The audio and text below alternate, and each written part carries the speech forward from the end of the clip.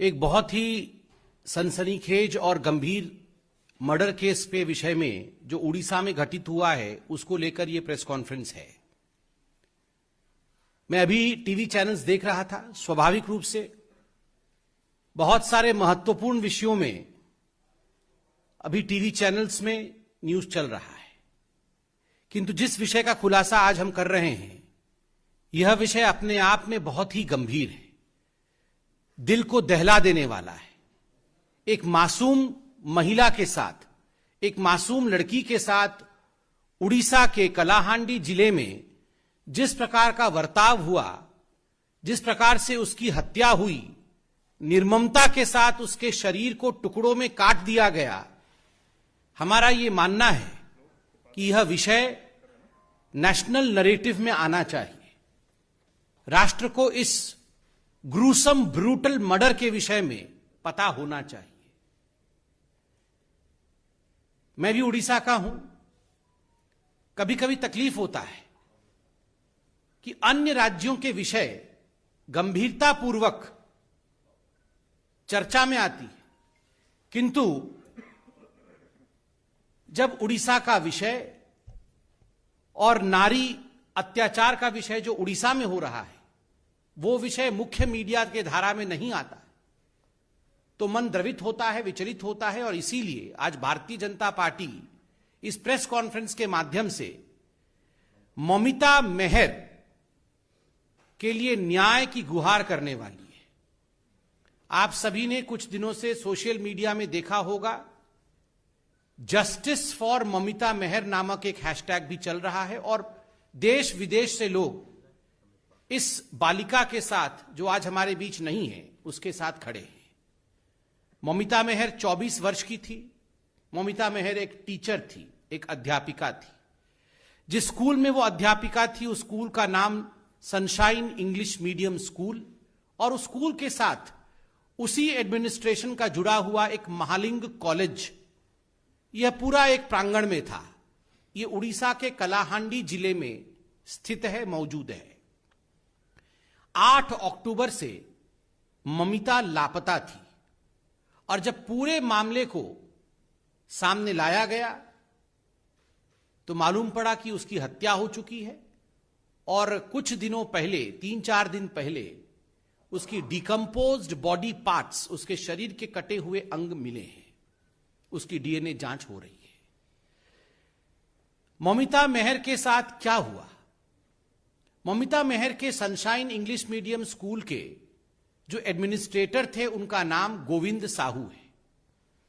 पूरा विषय सामने जब आया तो मालूम पड़ा कि गोविंद साहू इस स्कूल और इस कॉलेज के जो लेडीज हॉस्टल था, जिसकी वार्डन ममिता मेहर थी, कहीं ना कहीं उसमें एक सेक्स रैकेट चलाते थे और इस सेक्स रैकेट में कई मासूम महिलाओं का, मासूम लड़कियों का, जो स्कूल में छात्रा के रूप में मौजूद थी, और कुछ अध्यापिकाओं का वो इस्तेमाल करते थे।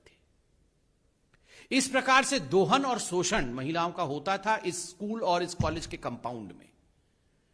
सबसे दुखद विषय है कि अब जो विषय सामने आया है वो वाकई हम सबके रोंगटे खड़ा कर देता है। मंत्री हैं दिव्य शंकर मिश्रा, उड़ीसा के बीजेडी सरकार के मंत्री हैं। वो वहां के गृह मंत्री हैं और एनर्जी मिनिस्टर भी हैं। अब दिव्य शंकर मिश्रा होम मिनिस्टर हैं उड़ीसा के, और दुखद विषय है कि इस पूरे प्रकरण में अब उनका नाम भी सामने आ रहा है। समय समय पर इस कॉलेज में जाना, इस स्कूल में जाना, वहां रात्रि प्रवास करना, महिलाओं का शोषण करना, यह मंत्री के आचरण में था। इस प्रकार की बातें अब न केवल उड़ीसा के मीडिया अपितु राष्ट्र पटल में भी सामने आ रहा है, और जो लोग पूरे इस प्रकरण में इन्वॉल्व थे उनके द्वारा भी सच्चाई सामने रखी जा रही है। जब ममिता 8 अक्टूबर से अपने घर नहीं पहुंची, पूरे विषय को लेकर ममिता के घर वाले, अध्यापिका के घर वाले जब पास के पुलिस स्टेशन में पहुंचे बलांगीर में, तो जान के आश्चर्य होगा कि वहां के जो पुलिस निरीक्षक थे, वहां के जो पुलिस के कर्मचारी थे, उन्होंने एफआईआर तक दर्ज कराने से मना कर दिया। कहीं ना कहीं पुलिस जानती थी इसमें मंत्री जी के हाथ का विषय है, मंत्री जी के साख का विषय है, इसलिए let's not file an FIR because otherwise the governments name will be dragged and the concerned minister's name would be dragged. Even the police was in no, and that's why the police refused to file an FIR initially. जब दबाव विपक्षी पार्टियों का उड़ीसा में पड़ा तो police के पास और कोई रास्ता नहीं रहा, तब उनको FIR दर्ज करना पड़ा। आश्चर्य का विषय देखिए, FIR दर्ज होने के पश्चात गोविंद साहू को गिरफ्तार किया गया और जब पुलिस स्टेशन टिटलागढ़ में लाया गया तो कुछ मिनटों के प्रश्न उत्तर इंट्रोगेशन के पश्चात बिजली चली जाती है। अचानक बिजली चली जाती है क्योंकि एनर्जी मिनिस्टर है दिव्य शंकर जी। बिजली चली जाती है और गोविंद साहू अंधेरे में गायब हो जाता है। पुलिस स्टेशन के अंदर से, जहां चारों तरफ पुलिस तैनात है और 6-7 फीट का बाउंड्री वॉल है, उसको कूद के जाना भी आसान नहीं है। बिजली आने तक गोविंद साहू फरार। This is not possible without the complicity of the BJD government. अगर बीजेडी की सरकार और दिव्य शंकर मिश्रा जो कि होम मिनिस्टर है, एनर्जी मिनिस्टर है, ये बिजली का जाना और कल्प्रिट का गायब हो जाना, ये सब संभव नहीं होता यदि मंत्री इसमें खुद जुड़े नहीं होते। बाद में जब पूरा विषय आगे बढ़ा तो गोविंद साहू ने सरेंडर किया है और उसने माना कि अपनी चलती हुई कार में उसने हत्या की थी ममिता मेहर की, और हत्या करने के पश्चात कई घंटों तक बॉडी गाड़ी में ही रही। बाद में बॉडी के टुकड़े टुकड़े करके उसे जला करके उसे कॉलेज के प्रमाइसेस में ही दफना दिया गया था। अब बॉडी मिल गई। बंधुगण, यह काम एक व्यक्ति का नहीं हो सकता है। बॉडी को काटना, बॉडी को डिस्पोज करना, फिर उसको जलाना, फिर उसके रिमेन्स को दफनाना, यह एक गिरोह का काम हो सकता है, कई लोगों का भी काम हो सकता है। अभी तक गिरफ्तारी नहीं होना, मंत्री को बचा के रखना। और दिव्य शंकर मिश्रा जो मंत्री हैं वो इसी कॉलेज में भाषण में कह रहे हैं कि कई रात मैं इस कॉलेज में गुजार चुका हूं और जब मैं रातों को यहां रहता हूं तो मैं जवान हो जाता हूं। ये सारी चीजें फोन में मौजूद हैं। दुखद है जब इस प्रकार की, मुझे शब्दों का प्रयोग करने में भी बहुत तकलीफ हो रही है, इस प्रकार की शेमलेस बातें, शर्मनाक बातें फोन में मौजूद हैं, टीवी पर दिखाया जा रहा है, उसके बावजूद ये मंत्री बने हुए हैं। अगर this is the condition of the home minister of Odisha, what would be the condition of Odisha's government? Orissa की सरकार की हालत क्या होगी?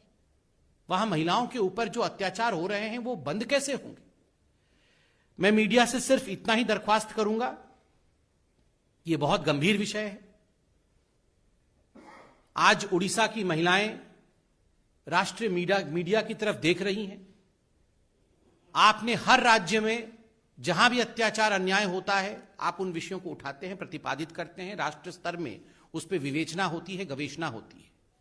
आज उड़ीसा के इस विषय को राष्ट्र मीडिया उठाए और यह प्रश्न उड़ीसा की सरकार से अवश्य पूछे कि मंत्री संलिप्त हैं और मंत्री अभी तक बचे कैसे हुए हैं।